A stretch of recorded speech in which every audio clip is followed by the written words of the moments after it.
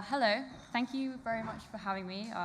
My name is Eliza Hatch, and I'm here to speak to you about my project, Cheer Up Luv.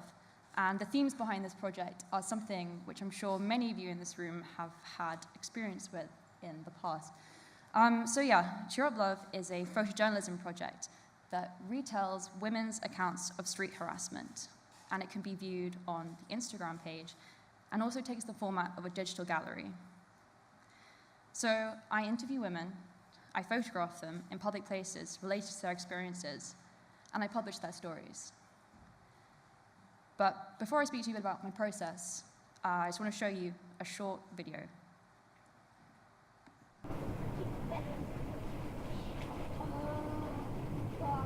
It was about this time last year. I was in central London. I went for a drink with someone in Soho, and I needed to get back. I was staying with my granddad in Bromley at the time, so it was really far away, and I left at about midnight, and I was like, right, I have to get home somehow. So I found out how to get through the bus, and I was walking there, and these two middle-aged guys,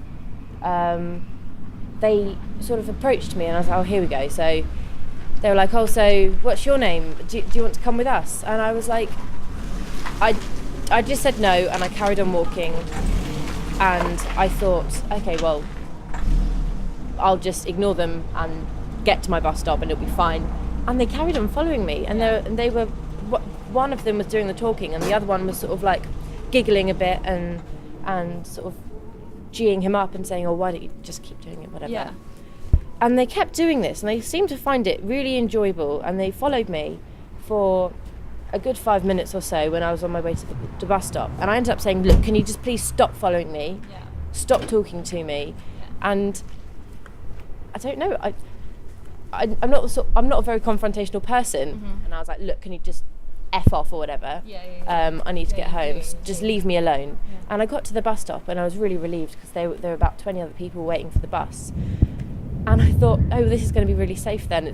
Someone's going to intervene, and no one intervened. No. And I was really, I mean, fair enough, but all it took was one person to be like, excuse me, can you leave her alone? Yeah, and they didn't, and they kept talking to me, and I felt a bit embarrassed because I was telling these guys off in front of everyone and nothing was happening. And in the end, I was like, well, look, fuck this, I'm just going to keep on walking. I literally stormed off, and I was like, right, I'm going to get out of this situation. My bus was almost there, but I didn't want to risk them like getting on the bus, and I was like, that's not what I want to happen. So I ran into a McDonald's, and as I was storming off, I checked to see if they were following me, and they weren't, and I checked again and they'd started again, and I was like, this is not cool. So yeah, I ran into the Mackies, found some people like my age, and they were really lovely, and I said, look, can I just like talk to you, can I just like stick with you until these weirdos like leave me alone? And I think they did, but I couldn't really tell. They clearly had an agenda, and I don't know, I don't normally feel unsafe in London, and I did, and it was horrible, and I ended up getting an Uber home. It cost me like 40 quid.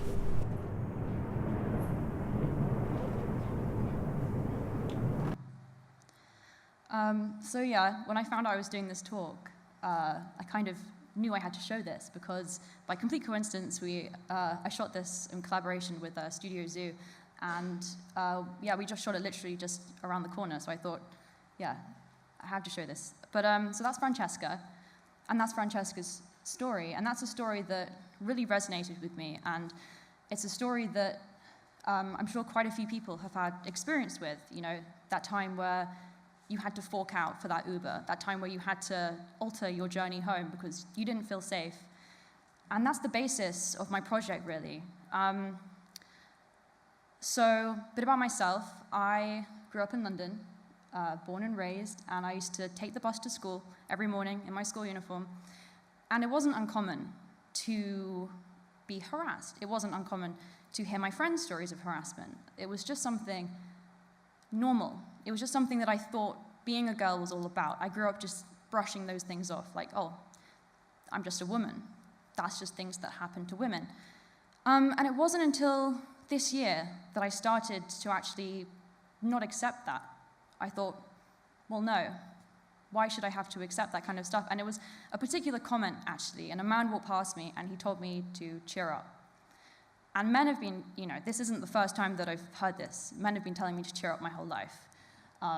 It was, smile, cheer up, I get that all the time, but this time it made me really angry. It made me feel such a range of emotions. I felt instantaneously guilty for not looking happy, and self-conscious, and then angry, so angry, that this complete stranger had told me how to look and how to feel. And all of this happened, and I was still 3 paces behind, and the man was walking off and going about his day, and then I was just left there feeling frustrated and really irritated. So, bearing that in mind, I went to my friend's house, and I said, look, this has happened to me. It made me feel really angry, and I don't really want to put up with it anymore. And then me and my friends just sat there, and we ended up sexual harassment story swapping for at least an hour, like it was the most normal thing in the world. We were saying, oh, so this happened to me on the bus, this happened to me on the tube, oh, I thought I was followed home the other day.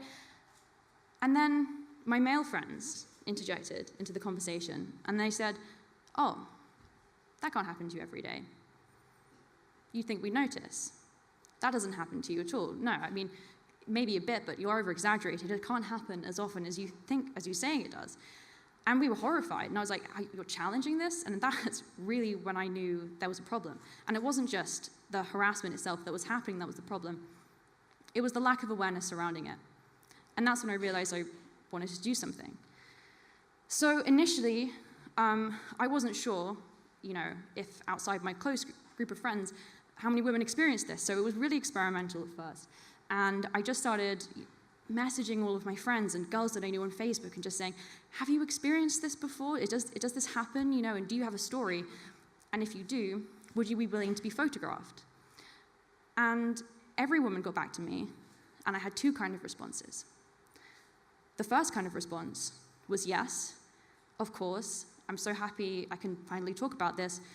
Which one of my 10 stories would you like to pick from? And the other response I got was, oh, I'm not sure. I don't think anything that serious has ever happened to me. I don't know if it counts. And to that, I basically just said, well, has anybody ever shouted something at you from a moving vehicle? Has anybody ever made you feel uncomfortable? Has anyone ever done something in a club or a bar, said something to you that made you feel sexually threatened? And then when I said that, I got these responses. Oh, yeah, I guess maybe all the time. Oh, yeah, that counts. And of course that counts. That's why I want to do this project. So yeah, initially it was very, very naive, and I wasn't really sure how to go about it. I kind of wanted it to be as simple as possible, just taking these photos of these girls in these public settings, settings that are relatable to anyone, settings where anything can happen. And I found that the simplicity of it worked. And all you needed was that girl staring at you, telling you her story. And so with that in mind, I decided to go to New York. And I wanted to see if people experienced it elsewhere. And shock horror, this happens not just in London, but everywhere in the world. And so I went to New York, and I invested in a better camera, and I decided to really give this a go and really just try and get as many accounts as I possibly could of women who experience harassment. And so yeah, I want to talk to you a bit about my process, I guess. So I get the woman to send me her story, and then I scout a location, and that location is either dependent on the story or for the woman involved and the convenience. And every single woman I photograph is unique, and every story is unique. And so every photograph and every shoot I do is completely unique to that woman. And so I have some women who are, terrified, completely terrified of being photographed, have the worst stage fright in the world. And I'm like, are you sure you want to do this? And they're like, no, I have to do this. I'm terrified, but I have to do this. I want people to hear my story. And then I have other women who are models, and they're used to having their photo taken. And so it's such a learning process, because you really have to accommodate for every single type of woman there is. But the thing that I'm trying to really project is turning that vulnerability into empowerment and using that public space as a stage for the woman to speak out on, to speak out about a time where she was victimized, and to turn that into strength. And so when I was first doing this, all I knew was that the response from the women who I was photographing was positive. I had no idea what the kind of public engagement would be. And as the project picked up and it grew and grew and grew, I started to get a lot more kind of like public feedback. And some of it was extremely overwhelming, and some of it was quite shocking. So I guess the most shocking or the most overwhelming for me was when I was having all of these elderly women email me and say, this used to happen to me all the time. This used to happen to me when I was younger, but no one would take me seriously. No one would listen to me.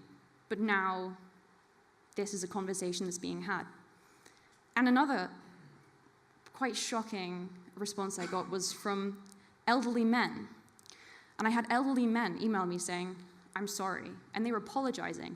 They said, I'm sorry. I think that I used to be that guy. I think I used to do that. And then I get fathers as well. Fathers emailing me, scared for their daughter's well-being. So that was interesting. And I felt as if I was really touching upon something there. And I also felt like I was kind of reaching my target audience, because that's what I really wanted to do. That's all I ever wanted to do, was raise that awareness. So now I'm at the exciting stage where I'm still photographing women and I'm still growing the project, but I'm also getting to collaborate with some really exciting people on some really exciting projects. So a few weeks ago, I was part of the BBC 100 Women Challenge. And that was such an interesting challenge because there were 3 separate ones going on in 3 different countries, and the one in London was based in the London Transport Museum, and it was all about trying to solve the problem of sexual harassment on the underground and on the bus, which is actually quite a hard challenge to do with no real right answer. But it was a really interesting week, and it was really interesting to be part of that conversation. There was a bus that was designed by Hollaback, and that bus was designed to simulate what it's like to be sexually harassed. There were badges that were made to kind of like alert when you've been harassed, that were interactive, kind of like the baby on board ones, but more interactive than that. But yeah, so that was really interesting to be involved in that. And something else that I'm involved with at the moment is I had the absolute pleasure of working with Gina Martin, and she's an incredible woman, and she is working on this upskirting campaign. I think she's here tonight as well. But yeah, so if you don't know about it already, then you should find out about it and sign the petition, because she's campaigning to try and make it illegal to have anyone take a picture up anyone's skirt, because surprisingly that's not illegal. But yeah, so she brought me on her campaign to shoot some of the girls who have had this experience happen to them. And that's something that I'm really passionate about, and something that has been really incredible to be part of as well. And then I guess I have to touch on this whole horrible scandal that's come out recently, but also the positive things that have come out of it, like the Me Too hashtag. That's been something that's been so positive in such a negative situation. I think it's been amazing to kind of unify all of these women and kind of lift that silence on that topic. But yeah, with that in mind, one of my good friends actually texted me, and he sent me this text, and he said, wow, this stuff going on in the media it's crazy right now. I can't believe it. You know, you've picked such a good time to do your project. I can't believe all of this stuff's going on. And I was just like, yeah, right. I was like, this was the same guy who had challenged me originally. This is the same guy who kind of made me start the project in the first place, you know, the one who didn't believe the sexual harassment happened that often. And so I just kind of laughed to myself, and I was just like, wait, so a Vice article, and okay, cool, so you believe it now. But, I mean, I'm glad that he's finally been convinced. It only took me photographing over 50 women, a Hollywood scandal, a viral hashtag, and a Vice article to convince him of that. But yeah, so finally, I just want to say, like him, I hope that other men have listened and other women have, found that confidence to be able to speak about anything that bothers them, that happens to them in a public space. And yeah, I just want to say, final word, you should never be made to feel uncomfortable in a public space. Thank you.